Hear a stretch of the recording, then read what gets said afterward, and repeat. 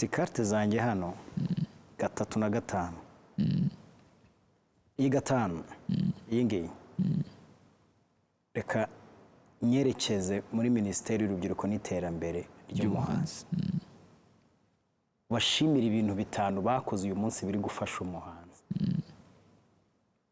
Ibi 3 yanjye hano mfite bijyane ku bahanzi ibyo bakwiye gukomeza gukora kugira ngo iterambere ryabo rikomeze rigende. Reka duhere mu cyumba tubarizwamo tugaruke mu bakirimo. Icyambere ubwo ndagenda mpera ku bisibamye cyangwa ku bitabo bitagaragara nza kubigaragara. Minisiteri y'Urubyiruko n'Ubuhanzi ndabashimira ko baremeye kwibaho. Ntabwo nari impara ariko nemeza ntashidikanya ko abayitangiye abinjiye muri iyo nzu bwa mbere yari igihugu, yari inzu itagira intebe ntigira ameza, yari ibikuta bihagaze, ariko bemera kujyana umutima muri iyo nzu mbisi batangira kuyambika kugira none tuyibone ihagaze. Icya kabiri ndabashimira kuri polisi bagenda barema umunsi ku wundi. Urumva usanze burya igihindura inzu isanzwe urugo n'abantu babiri bemeje kumwe. Musanze ahantu ari inzu isanzwe ariko mugiye kwihindura urugo. Ndabashimira rero yuko buri munsi uhereye ku munsi wa mbere bayinjiramo bagenda bakora polisi ziza zishyigikira ubuhanzi. Ikindi cya gatatu ndabashimira ko bataje ngo bizirike ku busaza bumve ngo ni ibintu bazakorera mu mpapuro ujye ubona igifayiro kigera hariya, nabyo birakenewe, ariko baje ku mbuga.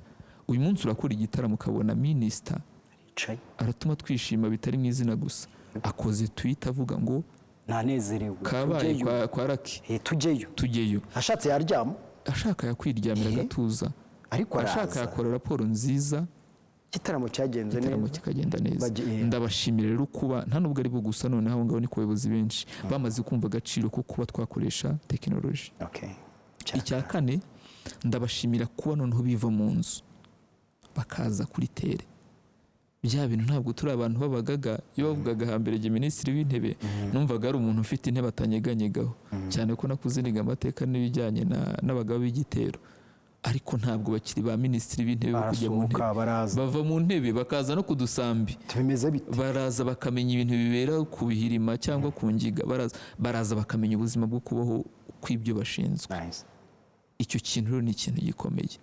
Icyanyuma ntabwo cyo ari ukugishima gusa, ahubwo ndanasaba yuko cyongerwa kimwe n'ibindi. Ubona ko bakora ibishoboka kugira ngo ubuhanzi butunge ubukora cyane ubwakira, bimugirira inyungu, akamaro, agira icyo akura. Iyo wumva ngo barimo barakora ngo aguka fund, iyo bari gukora icyitwa ngo be creative, iyo bari gukora youth connect cyangwa art connect, iyo bari gukora ibyo byose, iyo ni imishinga igamije gutuma jewe waretse kuba mwarimu bitari uko ntari mbishoboye, ahubwo ari ikindi nshoboye kuruta, nkaza gukora ubusizi cyangwa ubuhanzi bintunge.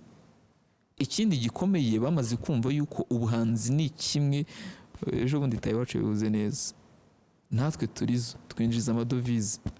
Bisobanuye iki? Niba abantu hinjiza amadovize kibaye igice dushyiraho imbaraga, twarushaho kuzamura GDP cyangwa icyo igihugu gishora ku mwaka kugira ngo kibeho. None umuntu ubuzi Chris Brown ariko utazi ngo perezida w'igihugu aturukamo ni nuhe? None ubuzi Cristiano, uzi yewe na Portugal ariko utazi ngo igihugu yaturukamo kiyoborwa nande cyangwa n'umurenge. Bivuze ko hari igihe umuhanzi azamuka akazamurira ibintu rimwe. Icyo rero baracyumva, bari no kugishyiraho imbaraga. Gutuma umuhanzi yitunga ni kurushaho gufasha ubuhanzi gutunga umuryango n'igihugu muri rusange. Urakoze cyane ku bahanzi.